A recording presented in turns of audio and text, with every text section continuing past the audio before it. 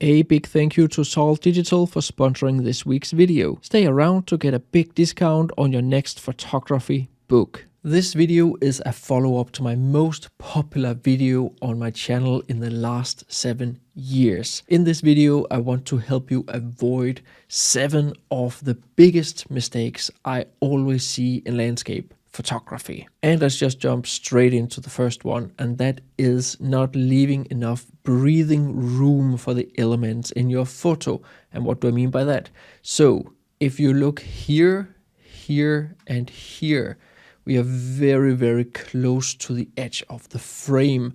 The elements just don't have enough breathing room. Here is the original crop, and you can either crop it too much in post-processing, or you may not frame the photo properly when you're in the field. So if you want a number, I usually leave 10 to 15% of the frame without much detail, like here and here. You can have detail coming in from the edges for sure, but everything of interest I usually leave in the middle of the frame with 10 to 15% not used. Likewise here, not enough space in the top and in the bottom.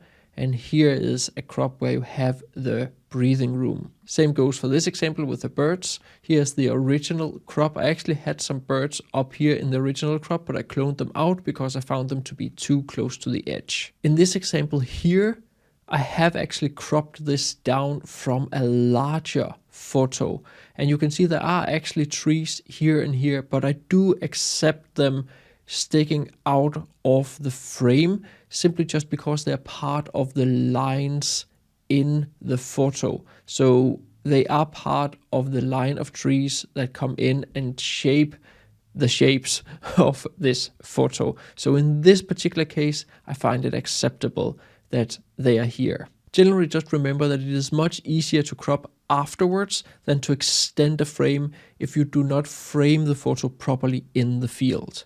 If in doubt, zoom out. The next mistake to avoid is to have too much or irrelevant midground that often becomes dead space in your photos. So in this example here with the church from Slovenia, I have this stone here in front, and then I have quite a big midground right here.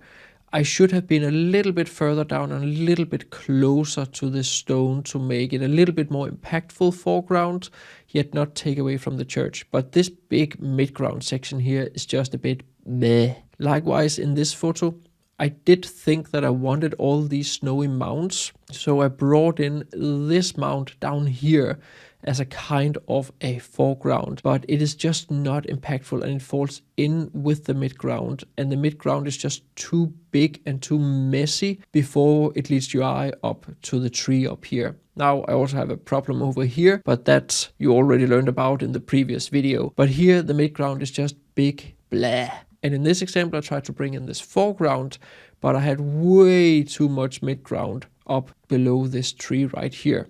So what I did was I moved a little bit closer, and then I brought in the foreground here. It's a much more impactful foreground, but I don't have all this midground as in the previous photo right here. But I'm not entirely sure that I actually like this foreground that much, even though it does have this line thing going on.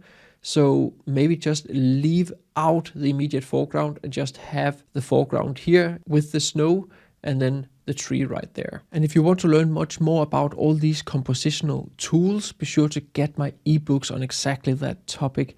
They are super easy to read. They do not have a whole lot of text, and that's because I believe that that's the only way you can actually get through those ebooks. I personally know that if I pick up a book and there's too much text in it, it takes me forever to get through it, if I ever get through it.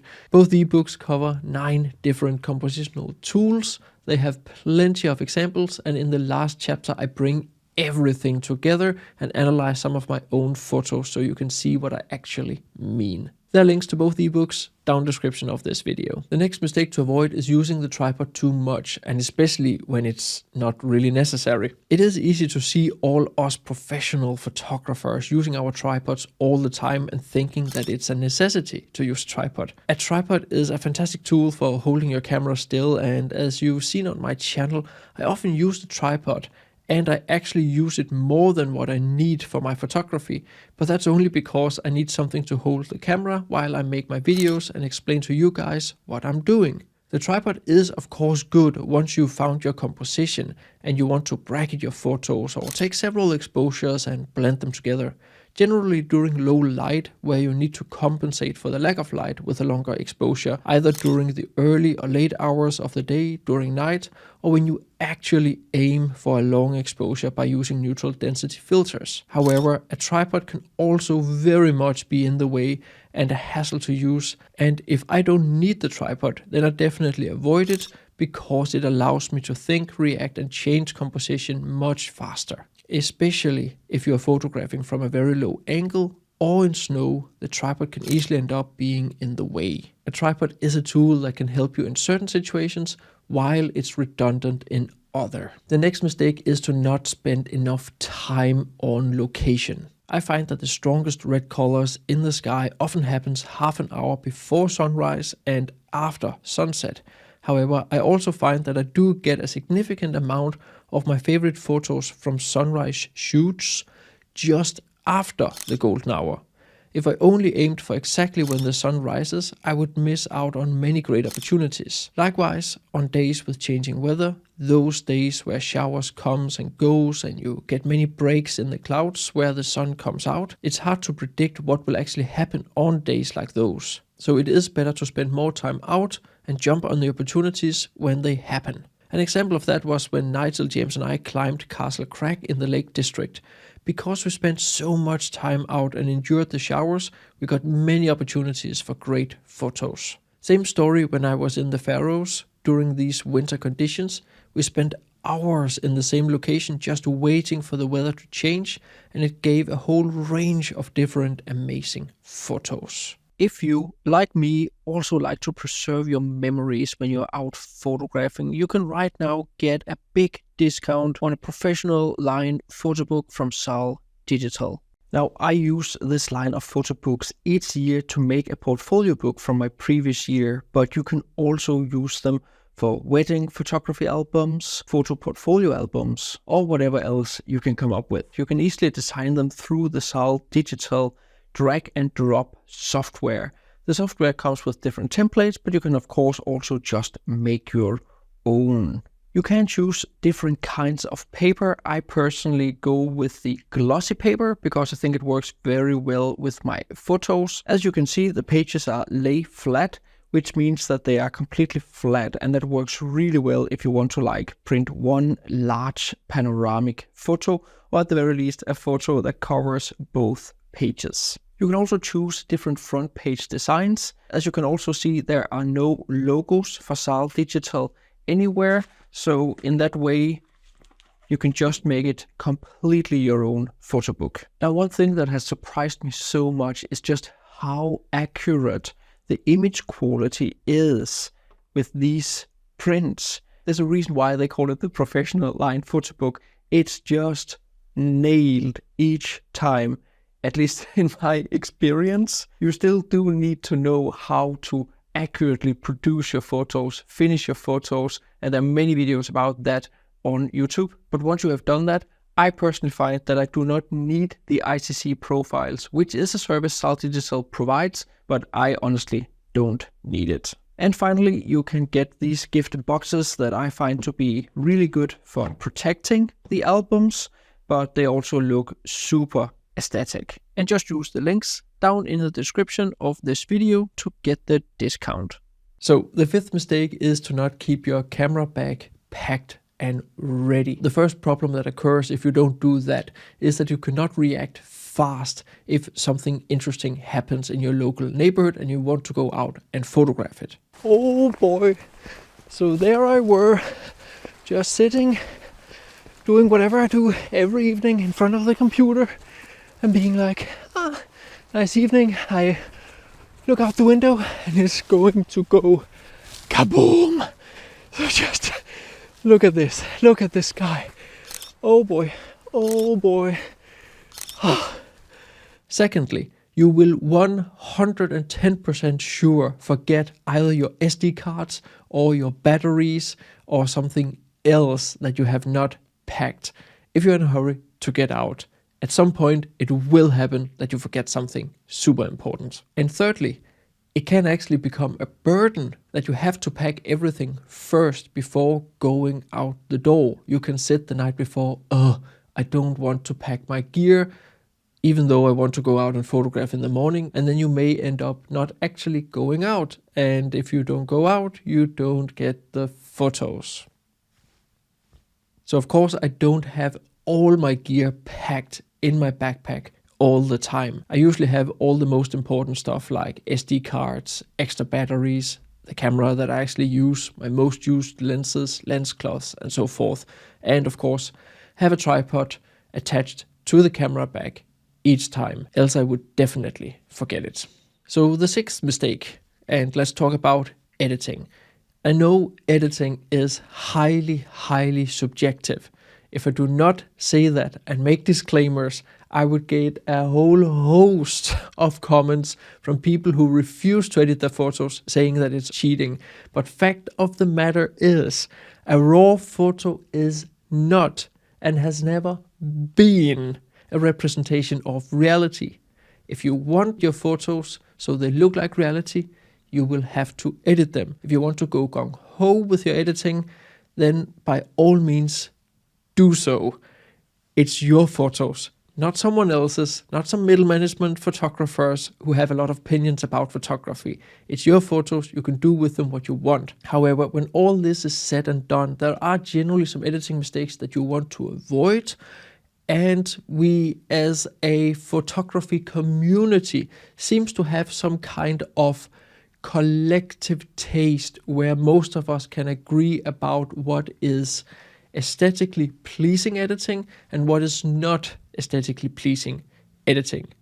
It's what some philosophers would call intersubjectivity. But my main point is that you want to avoid under editing your photos just as much as you want to avoid over editing your photos. It's about finding that good middle ground. So a photo does not have to pop, but contrast does help to make it more interesting, whether this is color contrast or tonal contrast.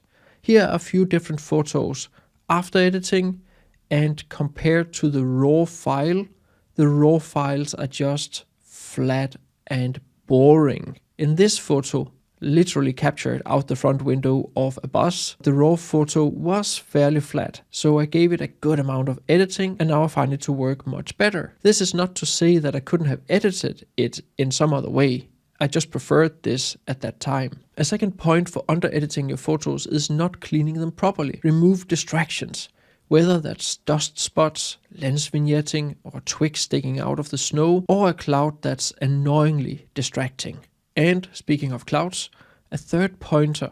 In this example, we had some gorgeous strong shower clouds. One even produced a water spout, and the clouds I captured in the raw photo were quite flat and boring too. So I really had to do some editing to bring out the details in the clouds, but trying my best not to over-edit the photo and take too much attention away from myself and the reflection in the middle of the photo. And if you want to learn how I edit photos exactly like this, be sure to enroll in my big Photoshop for landscape photographers post-processing course. Here I go through the programs so you learn them properly. Then I cover all sorts of different editing tools. And in the last segment, I have 11 start to finish tutorials that cover a whole range of different landscape photos that you can capture for yourself. There is a coupon code so you can save a little bit of money along with a link down in the description of this video. So the seventh mistake, or just seventh thing you need to be aware of as a landscape photographer, is a very hard thing to do. It's more or less actually the hardest thing to do as a landscape photographer. And in lack of better words, it is not capturing the X factor of a photo. It is that factor that is hard to put into words, but makes the photo stand out from all the other photos. When describing X factor, it's usually that one funny thing about the photo, or the unique thing about the photo, or that one thing that gives the viewer the dopamine kick where like, oh yeah, the thing that they actually react to. And it's not so much about capturing the moment because you can certainly get that X factor in your photos with some patience and timing, but it can be hard to find or work out, and it's often down to dumb luck, either because the perfect moment happens in front of you or you stumble upon something very interesting. In this example, it's the bubbles in the foreground and reflection of the mountain in the eyes. In this, it's the perfect moment when the birds fly above the boat, and here it's simply the perfect lone tree and snow in combination with an aperture that makes the foreground snow slightly out of focus, bringing out that bokeh glitter. In this example, it's the unique setting of a lone black church. Here the cluster of trees engulfed in fog and a big cloud behind. In this photo it's me standing on top of this triangular shaped mountain with the uniformly layered mountains in the background separated by the light and atmosphere. Here the eye contact with the walrus straight in the middle of the photo and the reflection of the walrus in the water. And lastly here, how the foreground dunes in combination with the background Milky Way creates an S-curve through the photo. So as you can see, it's not so much about capturing the perfect moment. It is also about actually working the composition in the field. And also be sure to subscribe to my newsletter. It is where I announce workshops, new products, news. I weekly give you a notification on new video uploads. And it is my direct line to you guys out there in case YouTube or Instagram blows up or something like that. There's a link to it down in the description. If you want to learn much more, be sure to get my ebooks on composition in landscape photography, enroll in my big Photoshop for landscape photographers post-processing course, subscribe to my newsletter. I hope you learned a lot. Thanks for watching. See you next time.